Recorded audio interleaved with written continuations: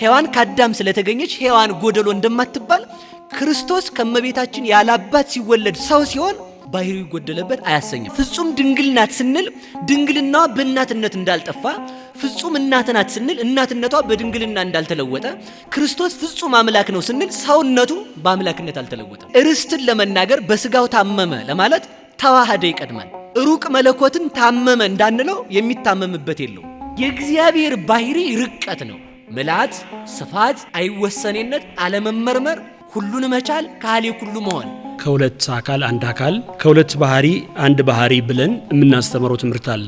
ከስጋ ጋር ተዋሃደ ነው እንጂ ያለው ከድንግል ማርያም ሲወለድ ህይወቱ ጀመረ አላለ። ፍጹም አምላክ ፍጹም ሰው ብለን ደግሞ የምናስተምረው ትምህርት አለ። አዋቂ መለኮት ከስጋ ጋር ስለተዋሃደ ስጋ አልዓዛርን የተቀበራችሁት ሲል የፈቃድ ነው ማለት ነው። አንዳንድ ሰዎች እዚህ ጉዳይ ላይ ተደጋጋሚ ጥያቄ ሲያነሱ ይስተዋላል። እንደ አባቱ ብንሄድ አምላክነቱን እናገኛለን፣ እንደ እናቱ ብንሄድ ደግሞ ሰውነቱን እናገኛለን። በሰውነቱም ፍጹም ነው፣ በአምላክነቱም ፍጹም ነው። በተዋህዶ የምናስተምረውን ትምህርት መልሰን ፍጹም አምላክ ፍጹም ሰው ሆነን ብለን ስንናገር ፍጹም አምላክ ነው ወይስ ፍጹም ሰው የሚለውን ጥያቄ ያነሳሉ። ወደ ሰውነት ያልተለወጠ ልጅ አላት፣ ወደ አምላክነትም ያልተለወጠ ልጅ አላት። ሰውም አምላክም የሆነ ልጅ አለ። ይሄ እንዴት ይመለከቱታል? ክርስቶስ የመላእክት ርቀታቸው ነው። ክርስቶስ የመላእክት ኃይላቸው ነው። ክርስቶስ የመላእክት ገዣቸው ነው። አልቦቱ ለመለኮት የማን ወጸጋም፣ ለመለኮት ቀኝም ግራም የለውም። ላይል ወታይት፣ ላይም የለውም ታችም የለውም። ወዘባን እንተ ድኅር፣ ጀርባም የለውም ፊትም የለውም። በዘይት ራእይ ወበዘይት ገመር። ሰው እንደሚያውቀው አኮ ዘቦቱ ለመለኮት ክበብ ከመፀሐይ፣ ለመለኮት እንደ ፀሐይ ያለ ክብ አካል የለውም፣ እንደ ሰውም ያለ ፊት የለውም። ጤና ይስጥልን። የዛይ ፖድካስት ነው። በዛሬው የዛይ ፖድካስት መርሃ ግብራችን ነገረ ተዋህዶ ክፍል 2ን ይዘንላችሁ ቀርበናል። መምህር ግሩም ወርቁ የዛሬው የዛይ እንግዳ ሆነው ተገናኝተናል። የዛሬው ቀረጻችን ተወልደን ባደግንባት በደብረ ኃይል ቅዱስ ራጉኤል አንቀጸ ብርሃን ሰንበት ትምህርት ቤት ነው። አብራችሁ እንድትሆኑ ጋብዛለን። መልካም ቆይታ። እንኳን ደህና መጡ መምህር ግሩም ወርቁ። እንኳን ደህና ቆያችሁን። መልካም። እንግዲህ ባለፈው ጊዜ በነበረን የነገረ ተዋህዶ የክፍል 1 ቆይታ ብዙ በነገረ ተዋህዶ ላይ ይነሱ የነበሩ ጥያቄዎችንም እንዲሁ አይተናል። የዛሬው መርሃ ግብራችን ቅድም በመግቢያ ላይ እንደጠቀስኩት መርካቶ ከሚገኘው ደብረ ኃይል ቅዱስ ራጉኤል ቤተክርስቲያን አንቀጸ ብርሃን ሰንበት ትምህርት ቤት የወጣቶች መርሃ ግብር ላይ ነው የተገናኘ ነው። ጥያቄው በጣም አጭር ሊሆን ይችላል፣ ግን ሊነሳ የሚችለው ነገር ሰፋ ያለ ነገር ነው። ለተመልካቾቻችን የባለፈውን ምዕራፍ 1 ላይ የተነሳውን የነገረ ተዋህዶ ቆይታ ምን እንደሚመስል በትንሹ አሳይተናቸው እንመለስ። የአብ ስሙ በኖረበት ዘመን አብ ነው። ለምሳሌ እኔ ጽንስ የነበረው የዕለት ጽንስ ነበር።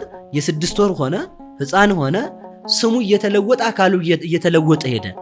አብ ግን በኖረበት ዘመን ስሙ አብ ነው። እግዚአብሔር ወልድ ከአብ ከመንፈስ ቅዱስ ተለይቶ ለምን ሰው ሆነ? ለምን እሱ ብቻ ሰው ሆነ ቢባል የመወለድ ግብር ያለው እርሱ ብቻ ነውና። ቃል ስጋ ሆነ በሚለው ፈንታ ወልድ ስጋ ሆነ የሚለውን መጠቀም አይችልም ነበር። ሰው በሆነ ጊዜ ከአባቱ አልተለየም ማለት ነው። ወልድ ሰው ሆነ ቢል ኖሮ ወልድ ሰው ሆነ ቢል ኖሮ ከአብ ተለይቶ አካል ብቻውን ሰው ሆነ ብለው ከሃዲያን ሊሰነጥቁት ይችላሉ። ቃል የከዊን የተገናዝቦ ስም ነው። እኛ ከሁለት ባህሪ አንድ ባህሪ ስንል የባህሪ መጠፋፋት አለ ብለን እናስተምራለን ወይ?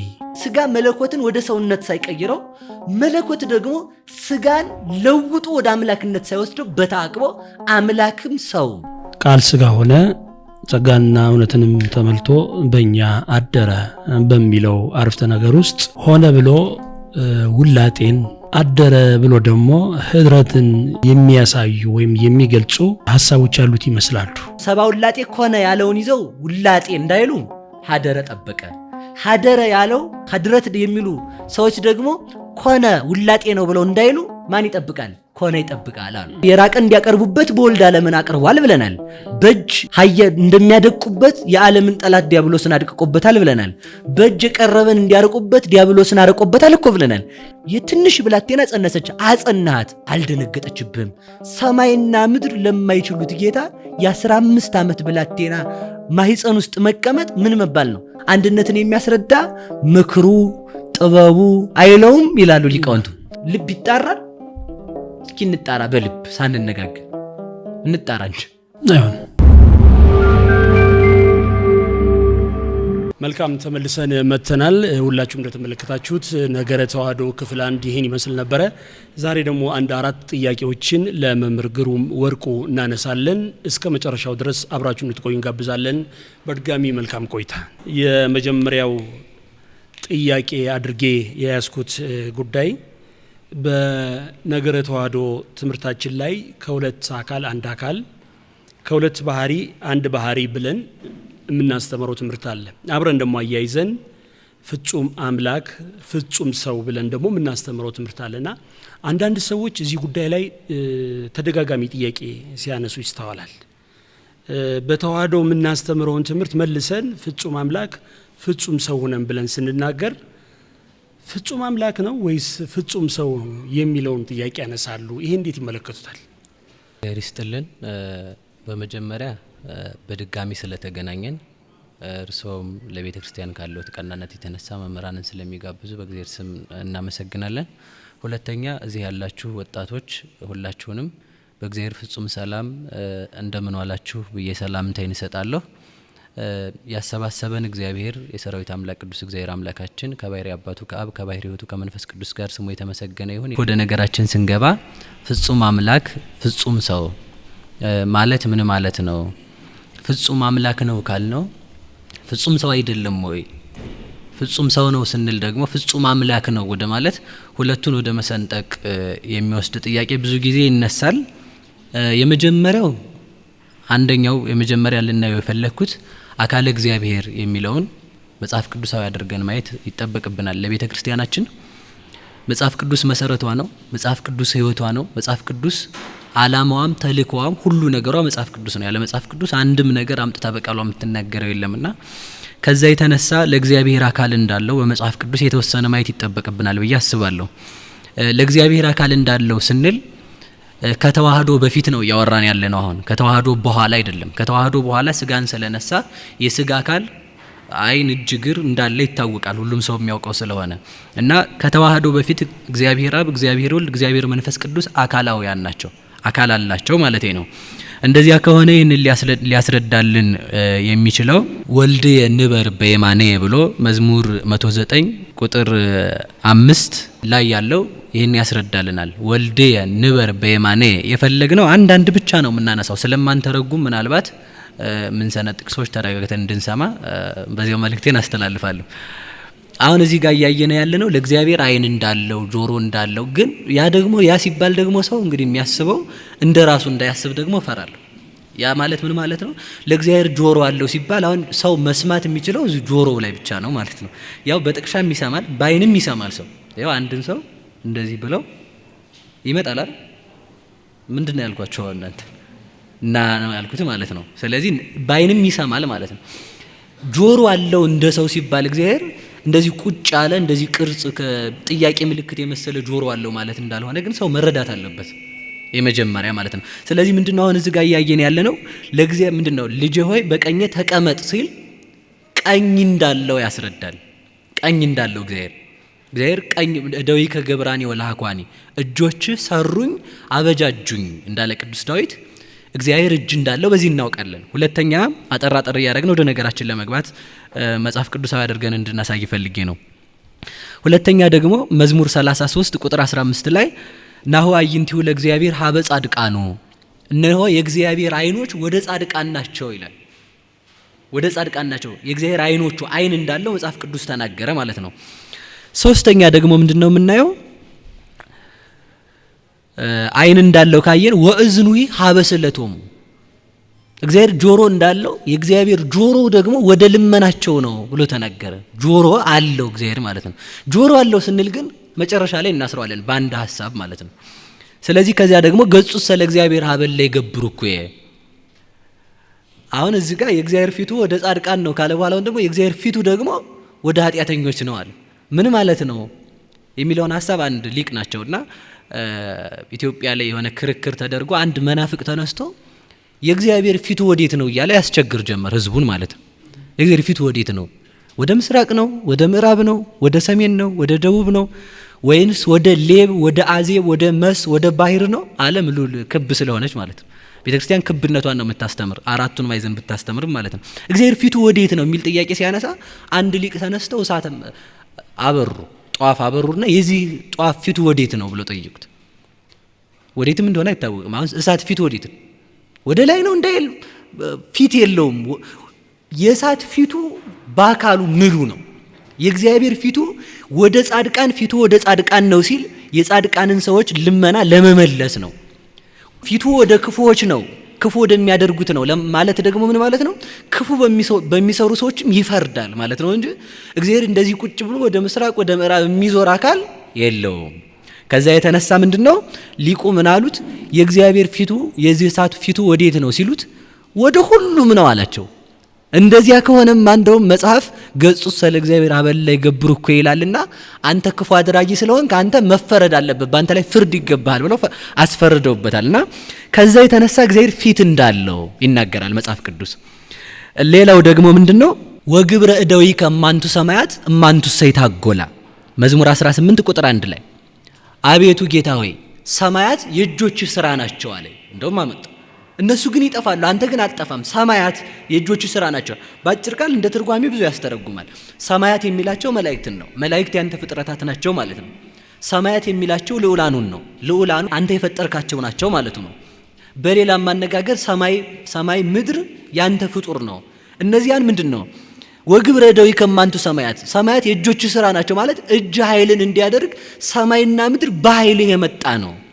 እንደውም ክርስቶስን ቤተ ክርስቲያን አትሰብክም ለሚሉን ሰዎች የምንመልስላቸው ቤተ ክርስቲያናችንማ እንዲህ ነው የምትለው ወቱ ምስለ አቡሁ አክሊሎሙ ለሰማይት እሱ ከአባቱ ጋር የመላእክት ክብራቸው ነው። የመላእክት ርቀታቸው እርሱ ራሱ ኢየሱስ ክርስቶስ ነው። የምድር ነገስታት ክብራቸው ድንጋይ ነው። ድንጋይ ማለት ደግሞ ወርቅ ነው፣ ምንም ጥያቄ የለው። የመላእክት ግን ክብራቸው እርሱ ነው። የሰው ርቀቱ ሰው መርቀቅ አይችልም። የመላእክት ርቀታቸው ወሐለፈ አሃዱ መልአክ በዲበ አሃዱ መልአክ አንድ ሐሳብ አሁን እኔ የማስበውን ወይ እኔ የምናገረውን ይሄ ሁሉ ሰው ያሰበው ሐሳቤን ሳይጫነው በሐሳቤ ላይ ሐሳቡ ማለፍ እንዲችል አንድ መልአክ በአንድ መልአክ ላይ ማለፍ ይችላል። አንድ መልአክ በአንድ መልአክ ላይ ሳይረግጠው ሳይደረብበት ማለፍ እንደሚችለው ሁሉ አንድ መልአክ በአንድ መልአክ ላይ ረቆ እንዲያልፍ የመላእክት ርቀታቸው ክርስቶስ ነው ብላ ነው የምትሰብከው። ክርስቶስ የመላእክት ርቀታቸው ነው። ክርስቶስ የመላእክት ኃይላቸው ነው። ክርስቶስ የመላእክት ገዣቸው ነው። ክርስቶስ የዓለም ፈጣሪ ነው ለማለት ምን አለች? ሰማያት የእጆቹ ስራ ናቸው። እማንቱ ሰይታጎላ ሲል ያልተመቸ ነው። ለዚህኛው ለግዙፋኑ ሰማይ እንሰጣለን። ሰማይና ምድር ያልፋል የምናየው። አንድም እግዚአብሔር ከካህሊነቱ የተነሳ ላሳልፈው ቢል የማያሳልፈው ነገር የለም፣ ካህሊ ነው። በቸርነቱ ግን መላእክትንና ነፍስን የማያልፉ ፍጥረት አድርጎ ፈጥሯቸዋል ብለው ይተረጉሙታል። ስለዚህ እግዚአብሔር ፊት አለው እጅ አለው የሚለውን ነው እያነሳ ነው ያለ ነው። ሌላ ደግሞ ምንድነው ወቀራንብት ይሁኒ ያትቶ ለጓለ እመሕያው እግዚአብሔር ቅንድብ እንዳለው ይናገራል። መዝሙር 10 ቁጥር 5 ላይ ወቀራንብት ይሁኒ ያትቶ ለጓለ እመሕያው የእግዚአብሔር ቅንድቦች ሰውን ይመረምራሉ ተብሎ ተነገረለት። የአብ የወልድ የመንፈስ ቅዱስ ማለት ነው። ስለዚህ ምንድነው ቅንድብ እንዳለው እዚህ ላይ ያስረዳናል። ቀራንብት ብሎ አምጥቶታልና። ሌላው ደግሞ ምንድነው እግዚአብሔር ጸጉር እንዳለው ይናገራል። ያ ጸጉር ደግሞ በዘመናት የሸመገለ ነው ይላል። ያው መጽሐፍ ቅዱስ ነው እንደዛ የሚለው። ትንቢተ ዳንኤል ምዕራፍ 10 ላይ ሲናገር ወስዕርተ ርእሱኒ ጻዕዳ ከመበረድ ይላል። የራሱ ጸጉርም እንደ በረዶ ነጭ ነበረ ይላል። በዘመናት የሸመገለ ነበረ ይላል። ስለዚህ እግዚአብሔር በዘመናት የሸመገለ መሆኑን እዚህ ላይ እንረዳለን ማለት ነው። አልፈን እናንሰው የጥቅስ ጋጋታ ብቻ እንዳናረገው ማለት ነው። ስለዚህ አልፈን ስንሄድ አሁን ትንቢተ ኢሳይያስ ምዕራፍ 61 ቁጥር 1 ላይ ሲናገር ሰማይኒ መንበሬየ ወምድርኒ መከየደ እገሬየ እግዚአብሔር እንደሚቀመጥ ዙፋን እንዳለው ሰማይ መንበሬ ነው አለ። እግር እንዳለው ደግሞ እግር ደግሞ ምን ናት አለ? የእግሬ መረገጫ ናት አለ። ስለዚህ አይኑ ቤተ ታንጹ ለስፋቴ ለክብር የሚሆን ቤት ወዴት ትሰራላችሁ ብሎ ይጠይቃል እግዚአብሔር። ስለዚህ እግዚአብሔር እግር እንዳለው ይኸው መሬት የእግሬ መረገጫ ናት ብሎ ተናገረ። እንግዲህ እግር ያለውን ይሄን እየጠቀስን ያለ ነው እየተረጎምን አንሄድም። በዚያው እንዲረዱልን እየፈለግን ያለ ነው የእግዚአብሔርን አካል ማስረዳት ነው አሁን እያደረግን ያለ ነው። ስለዚህ ምንድነው ከዚያም ሙሴ ሲናገር ደግሞ እግዚአብሔር ጣት እንዳለው ይናገራል። ጣት እግዚአብሔር ጣት አለው፣ እንደኛ ያለ ጣት ሳይሆን ጣት አለው። ረቂቅ የሆነ ጣት ማለት ነው፣ አካላዊ ስለሆነ እግዚአብሔር። ዘጸአት ምዕራፍ 31 ላይ ሲናገር ቁጥር 16 ላይ 10ቱ ቃላት እለተጽፋ በአጻብዒሁ ለእግዚአብሔር፣ 10ሩ ቃላት በሙሴ ጽላት ላይ የተጻፉት 10ሩ ቃላት በእግዚአብሔር ጣት የተጻፉ ናቸው አለ። እግዚአብሔር በጣቱ ጻፈባቸው ካለ እግዚአብሔር ጣት አለው ማለት ነው። እንግዲህ ያ በስልጣኑ ተብሎ ይተረጎማል፣ እንደዚያው እንዳልኩት ነው። ስለዚህ እግዚአብሔር ጣት አለው ለማለት ይሄን እንጠቀማለን። ሌላው ኦሪት ዘፍጥረት ምዕራፍ 8 ቁጥር 21 ላይ እግዚአብሔር አፍንጫ እንዳለው እንደሚያሸት ይናገራል። አጼነወ ጼና መዓዛ ሰናይ ይላል። ተመልከቱ፣ በጎ መዓዛን አሸተተ ይላል እግዚአብሔር። ስለዚህ ያሸታል ማለት ነው። እንግዲህ ያለፍን እንሂድ። ሌላው ደግሞ እግዚአብሔር ደረት እንዳለው ይናገራል። ደረት እንዳለው ሲናገር ኦሪት ዘፍጥረት አሁንም ምዕራፍ 33 ቁጥር 18 ላይ ከያዕቆብ ጋር ሲታገል አደረ ይላል። ሲታገር ደረት ለደረት ሲታገሉ አደሩ ይላል። ይሄም ደረት እንዳለው ያስረዳልናል። ሌላው እግዚአብሔር ጀርባ እንዳለው ያስረዳል። ጀርባ እንዳለው ሲያስረዳ ኦሪት ዘጸአት ምዕራፍ 33 ቁጥር 18 ጀምሮ እግዚአብሔር ሙሴን ምን አለው? ታየኝ ሲለው ጀርባዬን ታያለህ እንጂ አሁን አታየኝም አለ። ያው እንግዲህ በዘመነ ስጋዊ ብለው ተርጉሞታል። እሱን አይደለም የፈለግነው፣ ግን ጀርባ እንዳለው ራሱ ተናግረዋል ማለት ነው። ሌላው አሁንም ከዚህ ጋር የምንይዘው የሉቃስ ወንጌል ምዕራፍ 1 ቁጥር 51 ላይ ክንድ እንዳለው ይናገራል። ወገብረ ኃይለ በመዝራይቱ፣ በክንዱ ኃይልን አደረገ ተብሎ ተነግሮለታል። ያው እንግዲህ በወልድ ተብሎ ይተረጎማል። ስለዚህ እግዚአብሔር ክንድ አለው ማለት ነው። አምላከ አማልክት እግዚአብሔር ነበበ ወጸውአ ለምድር፣ እግዚአብሔር እንደሚናገር መዝሙር 49 ቁጥር 1 ላይ የአማልክት አምላክ እግዚአብሔር ተናገረ ምድርንም ጠራት ይላል።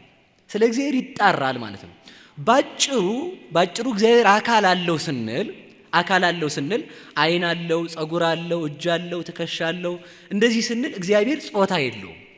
ጾታ ለፍጥረታት የተሰጠ ስለሆነ አንቺ ስላሴ እንላለን፣ አንተ ስላሴ እንላለን።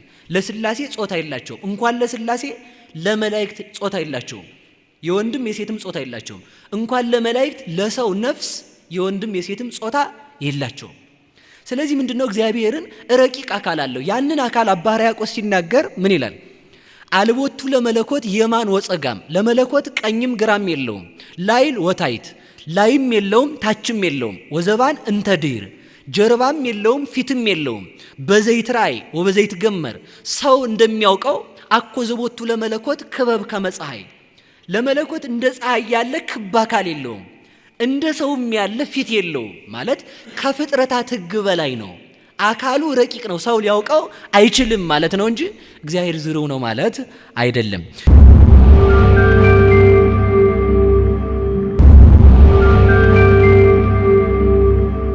ከዚህ የተነሳ አንድ ነገር ብቻ አይተን ርዕሱን እንመልሰው። አምላክም ሰውም የሚለው አምላክም ሰውም ተዋህዶ ላይ ልንመጣ ነው። አምላክም ሰውም ያ ሰው የሆነው አካላዊ ቃል አካል ያለው ቃል ነው። አካለ መለኮት ያለው አካል ያለው የራሱ አካል የራሱ መልክ የራሱ ገጽ ያለው ነው። የራሱ እንደ አባቱ ግዛቱ የአባቱ ግዛቱ የሆነ እንደ አባቱ ግዛት ያለ የአባቱ ግዛቱ የሆነ ማለት ነው። እሱ ነው ያ አካላዊ ቃል ከስጋ ጋር ሲዋሃድ አምላክም ሰውም እንለዋለን። አምላክም ሰውም ያ ማለት ሰው ብቻ አይደለም። ያ ማለት አምላክ ብቻ አይደለም። ፍጹም ሰው ነው ስንል አምላክነትን ለቆ ሰው ብቻ አይደለም። ፍጹም አምላክ ነው ስንል ደግሞ ሰውነቱ ጠፍቶ ወይንም ከሰውነቱ ተቀይሮ አምላክ ብቻ አይደለም። አንድ ነገር እናንሳ። ተዋህዶ ማለት ከሁለት አካል አንድ አካል ከሁለት ባህሪ አንድ ባህሪ መሆን ነው። ከሁለት አካል አንድ አካል ከሁለት ባህሪ አንድ ባህሪ። አካለ እግዚአብሔር አሁን የዘረዘርነው ረቂቅ አካል ከግዙፍ አካለ ስጋ ግዙፍ ነው፣ ይጨበጣል። አካለ ስጋ ይታያል። አካለ ስጋ ይዳሰሳል። አካለ ስጋ ውሱን ነው። አካለ ስጋ አላዋቂ ነው። አካለ ስጋ ይታሰራል። አካለ ስጋ ይደክማል። የስጋ አካል ይተኛል። የስጋ አካል ያንቀላፋል። መለኮት ደግሞ አያንቀላፋም፣ አይተኛም፣ አይወሰንም፣ አይጠይቅም። እንደዚህ ከሆነ ያ የማይጠይቀው አካል ከሚጠይቀው አካል ጋር ተዋህዷል። ሲዋሃድ ልብ ብለን እንያዝ። አሁን ልብ ብለን እንያዝ። እንግዲህ ሲዋሃድ አንድ አካል አንድ ባህሪ ነው የሆነው። ሲዋሃድ በደንብ እናያዘው። መክፈል፣ መዋሃድ፣ ማክበር አንድ ጊዜ የተደረጉ ናቸው። አንድ ጊዜ መክፈል፣ መዋሃድ፣ ማክበር። መክፈል አለ፣ መዋሃድ አለ፣ ማክበር አለ። እነዚህ ቅጽበታዊ ናቸው፣ በአንድ ጊዜ የተደረጉ። ለምሳሌ አንድ ሐሳብን ማንሳት እንችላለን። ሁላችንም እንደምናውቀው ሲከፈል አካላዊ ቃል ስጋን ከፍሎ ነው የተዋሃደው። ስጋን ሳይከፍል ቢዋሃደው የእመቤታችንን ሙሉ አካሏን ስለሚዋሃድ እመቤታችን ራሷ አምላክ ትሆናለች ማለት ነው። ከፈለው። ያንን ስጋ ከፍሎ ከእመቤታችን ከስጋዋ ስጋ ከነፍሷ ነፍስ ነስቶ ከፍሎ የዕለት ጽንስ ነው የሆነው። ያንን ሳይከፍል ከተዋሃደው እመቤታችን አምላክ ሆነች ማለት ነው። ላቲ ስብሐት እሷም ክብር ይግባትና እሱም ከፍሎ ነው የተዋሃደ ከስጋዋ ማለታችን ነው። ሲከፍል ደግሞ ከከፈለ በኋላ ደግሞ ሳይዋሃደው ከቆየ ህድረት ይሆናል። በደንብ መያዝ ያለብን ከሌሎች ቤተ እምነቶች ጋር የምንለያየው በነገረ ማርያም በነገረ ቅዱሳን አይደለም። በጣም ብዙ ስህተት ነው ብለን የምንናገረውም ከዛ የተነሳ ነው። ነገረ ክርስቶስ ስለማይገባቸው ነገረ ማርያምን አይቀበሉትም። እመቤታችን ኃይለ አርያማዊት ናት ብለው የጻፉ ሰዎች አሉ። የሥላሴ አራተኛ እንደዚህ አይደለችም። የሥላሴ አራተኛ አካል አይደለችም እመቤታችን። ሰው ናት። ከስጋዋ ተከፈለ። እሷን አልተዋሃዳትም። የተዋሃደው ከስጋዋ ከፍሎ ነው። የከፈለውን ስጋ ሲዋሃደው በከፈለበት ቅጽበት ነው። በደንብ የምንይዘው ነገር ማለት ነው። በከፈለበት ቅጽበት ከሆነ ቆይ አሁን አንድ ጥቅስ እናንሳ። ኦዘታወጽኦ ለሕፃን ማቆ ብእሲ ወትፌነው ውስተ ማኅፀነ ብእሲት ወተጠበልሎ በሰፋድል ረቂቅ ወተሰይሞ በ40 ዕለት እመኒ ለነዲይ ወእመኒ ለብይል ይላል ሊቁ በቅዳሴው ሲናገር። ሕፃኑን ከአባቱ አብራክ የምታወጣው ወደ እናቱ ማኅፀን የምትልከው በእናቱ ማኅፀን በረቂቅ ሰፋድል የምትጠቀልለው በ40 ቀንም ለመክበርም ሆነ ለመደሄትም ሆነ ለመበልጸግ የምትሾመው አለ። እስከ 40 ቀን አልተሾመም የሚል ጥያቄ ይነሳል። ተስሎተ መልክ በ40 ቀን ያልቃል ብለው ሊቃውንቱ ተርጉመዋል። ያ ማለት እስከ 40 ቀን እጅ እየተቀጠለ እግር እየተሰካ ዓይን እየተደረገ ጆሮ እየመጣ እንደዛ ኩላሊት እነ ሳምባ እነ ጨጓራ እነ ምናምን ተሰብስበው 40 ቀን የሚገቡ አይደሉም። እንግዳ ምን ማለት ነው? በ40 ቀን ያ ረቂቅ የነበረው አካል ውሃ የነበረው ጽንስ ዘር የነበረው ደም የነበረው ጽንስ በ40 ቀን መልኩ ይታያል ማለት ነው እንጂ በ40 ቀን ነፍስ የምታድርበትም አይደለም። በ40 ቀን መልክ ተሰርቶ ህንፃ ሰሪ መጀመሪያ መሰረቱን ይሰራል፣ ውሃ ልክ ያወጣል፣ ቀጥሎ ቢም ያስራል፣ ቀጥሎ ግድግዳውን ይሰራል፣ ቀጥሎ የጣሪያ እንጨት ያጋድማል ያደርጋል። ከዛ በኋላ ቆርቆሮ እንደሚሰራ እግዚአብሔር ዝግ እያለ ከራስ ወይ ከልብ ጀምሮ ሰውን የሚፈጥር አይደለም። ስለዚህ አንድ ጊዜ ሰው እንኳን ሲፈጠር ነፍስ ስጋ አካል ሰው ሲጸነት በተጸነሰባት ቅጽበት ነፍስ ከስጋ ጋር ትዋሃዳለች። ከአባት አብራክ ዘር ተከፍሎ በእናት ማኅፀን ባደረ ጊዜ አንድ ሰው እንደሚሆን የዕለት ጽንስ እንደሚሆነው ሁሉ አካላዊ ቃል ከመቤታችን ከስጋዋ ስጋ ከነፍሷ ነፍስ ነስቶ ሰው በሆነባት በዚያች ቅጽበት መለኮት ከስጋ ጋር ተዋህዷል ነው። መለኮት ከስጋ ጋር ተዋህዷል።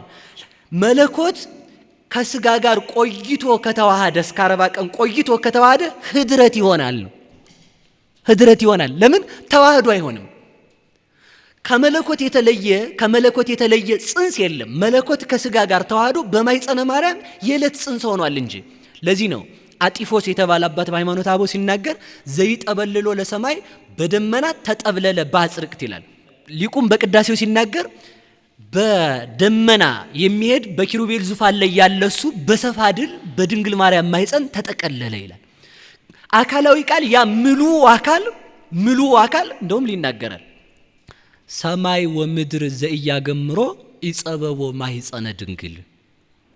ሰማይ ምድር የማይችሉት ማኅፀነ ድንግል አይደለም። እንደውም ዝቅ ሳረገው ማለት ነው። ማኅፀነ ድንግል ከሆነማ የእመቤታችን የሆዷ መሆኑ ነው። ሰማይና ምድር የማይችሉት የዕለት ጽንስ ሆነ ብለን ብንፈታው የቀና ነው። ሊቃውንቱ ያ አልቀናም ሊቃውንቱን እያረምኩ አይደለም። ኢጸበቦ ማኅፀነ ድንግል ማለት ሰማይና ምድር የማይችሉት ሲሆን የዕለት ጽንስ መሆን ማለት እኮ ከጭራ በታች ቀጥኖ መሳል ማለት ነው። በጣም የሚያስደንቀን ነገር በተዋህዶ ላይ በጣም የሚያስደንቀን ነገር ምንድን ነው ካላችሁኝ፣ ክርስቶስ አምላክ ነኝ ብሎ የ9 ወር ጽንስ ሆኖ አልተጸነሰም። የዕለት ጽንስ ሆኖ ነው። በሕቅ ልሂቅ የሚያሰኘው ይሄ ነው። በየጥቂቱ የሕፃናት ጌታ ሲሆን ሕፃናትን በእናታቸው ማኅፀን እየሳለ ሳለ እርሱ ግን በሕፃናት መልክ በእናቱ ማኅፀን ራሱን ይስል ነበረ። ሕፃናትን በእናታቸው ማኅፀን የሕፃናት የ6 ወር ሳያደርግ የዕለት ጽንስ አድርጎ እንደሚስል ራሱ ደግሞ የዕለት ጽንስ ሆኖ ይጸነስ ነበር በድንግል ማርያም። የዚያን ጊዜ ኅድረት ሳይሆን የዕለት ጽንስ ሆኖ ደመ ድንግልናዋን ወይንም ከእመቤታችን ከስጋዋ ስጋ ከነፍሷ ነፍስ ነስቶ ያንን ከፍሎ ዕለቱን ተዋሃደው ማለት ነው። ያን ሲዋሃደው እስከ 40 ቀን አልቆየም። እንኳን እስከ 40 ቀን ከከፈለ በኋላ ለአንዲት ማይክሮ ሰከንድ አልቆየም። እንደዚያ ከሆነ ምን ይሆናል? ኅድረት ይሆናል ማለት ነው። ለምሳሌ አንድ ሐሳብ ላምጣ።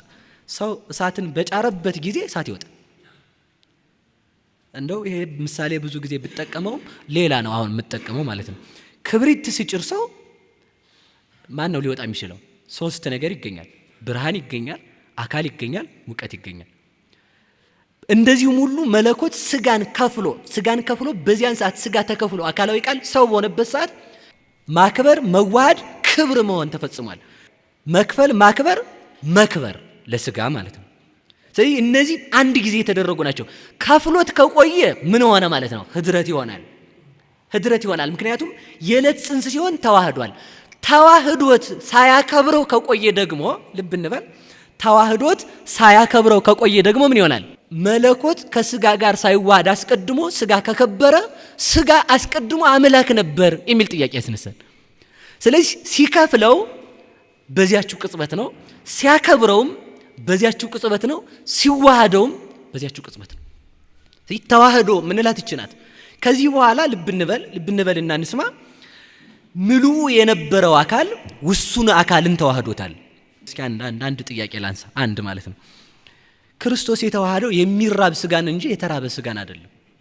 ክርስቶስ የተዋሃደው የሚደክም ስጋን እንጂ የደከመ ስጋን አይደለም። ክርስቶስ የተዋሃደው የሚናገር ስጋን እንጂ የተናገረ ስጋን አይደለም። ክርስቶስ የተዋሃደው የሚታመም ስጋን እንጂ የታመመ ስጋን አይደለም። ክርስቶስ የተዋሃደው የሚተኛ ስጋን እንጂ የተኛ ስጋን አይደለም። ርስትን ለመናገር በስጋው ታመመ ለማለት ተዋሃደ ይቀድማል። ሩቅ መለኮትን ታመመ እንዳንለው የሚታመምበት የለው። ምክንያቱም መታመም የማን ባህሪ ስለሆነ የስጋ ባህሪ። በስጋው ተራበ የምንለው የማይራብ መለኮት የሚራብ ስጋን ተዋህዷል። የማይጠማ መለኮት የሚጠማ ስጋን ስለተዋሃደ ፍጹም ሰው እንለዋለን። ሰው የሆነው ሰውን ለማክበር ነው እንጂ ሰው የሆነው እሱ ለመክበር አይደለም። ለመለኮት ሕጸጸ አካል ሕጸጸ ክብር ሳይኖርበት ስጋን ለማክበር መለኮት ሰው ሆነ። ለምን? እንዴት? በምን እናውቃለን ሲባል መለኮት አካል የሌለው ሆኖ ቢሆን ኖሮ አሉ ሊቃውንቱ ተወልደ በአምሳሊከ ከመ ይለድከ በአምሳሉ፣ የተወለደው አንተን በአምሳሉ ሊወልድህ ነው እንጂ እሱ በአንተ አምሳል ሊወለድ እሱ በአንተ አምሳል ተወልዶ አንተን በእሱ አምሳል አልወለደህም ይላሉ። ለሱ ቢሆን ኖሮ ሎቱ ነበር የሚለው። ሕፃን ተወልደ ለነ ይባላል አይደል? ሕፃን ተወለደልን ነው የምንለው። ሕፃን ተወለደልን የምንልበት ምክንያት ለመለኮት ክብር ፈልጎ መክበር ፈልጎ ሽቶ አካል የሌለው መናፍቃኑ እንደሚናገሩት ሎቱ ስብሐት ክብር ይግባውና እነ መርቅያ እንደሚናገሩት ዝርው አካል ሆኖ አካል ፈልጎ ስጋን ተዋህዶ ቢሆን ሎቱ ነበር የሚለው አሉ። ስጋ ለመለኮት አካል አልሆነውም ማለት ምን ማለት ነው? መለኮት አካል የሌለው ሆኖ ስጋ ለመለኮት አካል ሊሆነው መለኮት ስጋን አልተዋሃደም። መለኮት ስጋን የተዋሃደው እኛን ለማክበር ለኛ ለመወለድ አካል ያለው እግዚአብሔር አካል ያለውን ስጋ ተዋህዷልና ምን አለ? ተወልደ ለነ አለ። ለነ ማለቱ እኛን ለማክበር ነው እንጂ የተወለደው እሱ ለመክበር አልተወለደም ለማለት ነው። ስለዚህ እንደዚህ ብለን እናስተምራለን ማለት ነው።